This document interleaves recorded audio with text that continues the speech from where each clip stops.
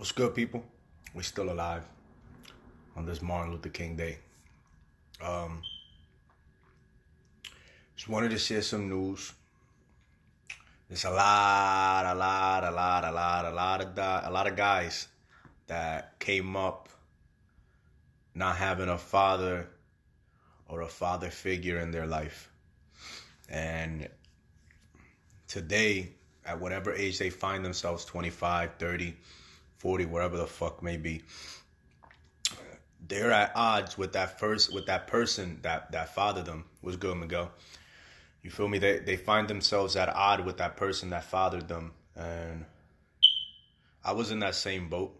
Feel me? Only thing I remember from the dude that fathered me was that when I was maybe 6 years old, which was the first time that I saw the fucker, he whooped my ass, and I used to hold that like that was my only memory. But then a few months back, I went back to that moment, and I realized that ass whooping was probably the best thing that he could have done for me, because it reflected the level of shame that he felt and the level of shame that I should feel for asking people for money. That was the reason I got my ass whooped, right? Asking one of his friends for $1, whoop my ass, and it was good. You feel me? Because no child should have to depend on another man, unless of course your father isn't there. You feel me? Obviously, you is it's best to look up to the best examples that we can find of what a man should be, of what a father should be. But that was the one memory that I had of this fucker, and then every time that I found myself talking to him after I grew up, you feel me? The last time I remember, I talked to him once when I was like 19, maybe before I went into the military, but I really didn't fucking want to talk to the guy, so I didn't really. And then when I got out of the military, the only other time that I talked to this guy was under the influence of drugs. And under the influence, I kind of like cared a little less. I wasn't so much in my emotions.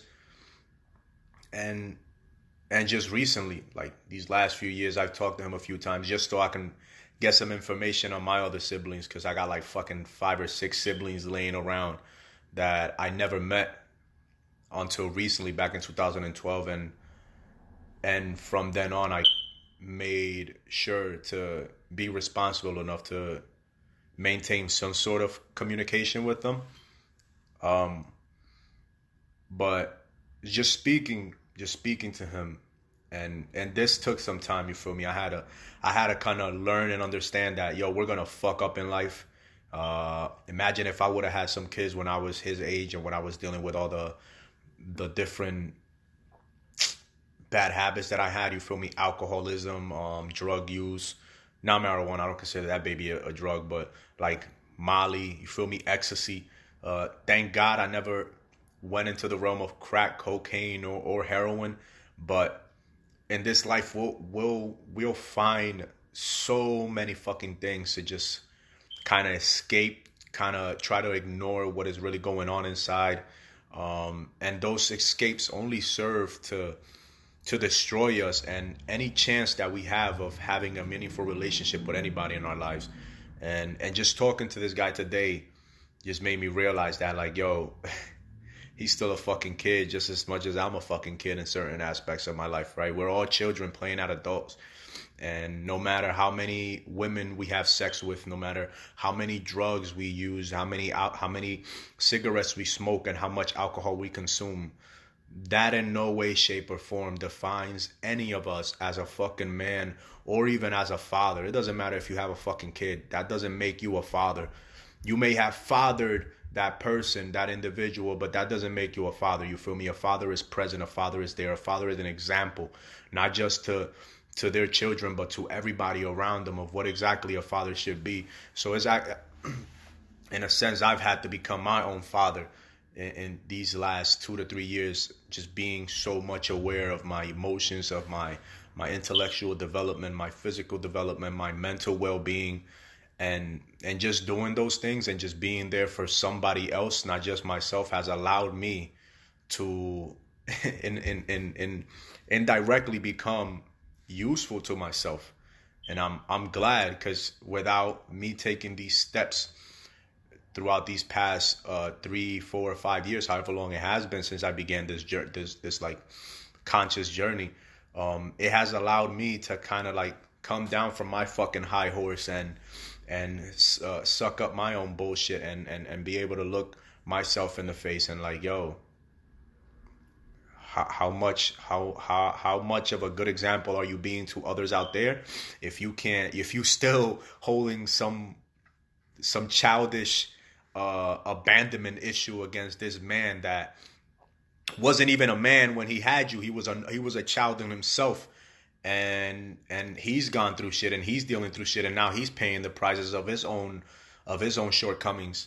How much of a good example are you being to others if you're still holding something personal against this guy that was never there, that sometime at most of the time didn't even have a choice in the matter, you feel me? Because a lot of people, they don't have, some do have the choice, you feel me, and some they have that choice taken from them because of the actions that they choose to take.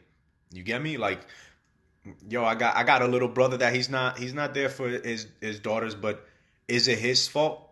Yes and no. You feel me? No and yes. And we just all have to take responsibility for the little things, because the more we avoid those little things, the more big things keep piling up that we cannot fucking handle because we ignore the little things.